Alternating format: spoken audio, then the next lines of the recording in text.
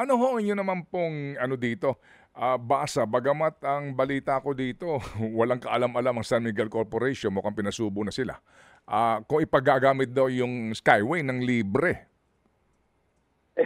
Yan din ang tinatawag kong ang iniisip nila parang yung EDSA mula monumento hanggang hanggang Malopecia yung isasara o maapektuhan eh.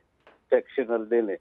Ang Mm, ang kahirapan noon magkakahirapan yung toll operating system niya. mm, Papasok ang libre in one section. mm. Paano mo huhulihin kung dumiretso siya doon sa dulo?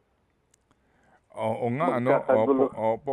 Tsaka well, maganda naman po ang adhikain ano ho, hindi mo matatawaran 'yon. Yeah. Pero yung detalye kasi nga din, I mean, hindi naman maitatanggi mas gusto natin dumaan sa Skyway ng libre, 'di ba? Lalo na kapag gusto mo umiwas nga sa Oo. traffic. Pero yun naman pong nagbabayad, eh sigurado maapektuhan din sila naman kapag tumukod na yung traffic doon sa dulo ng lalabasan mo.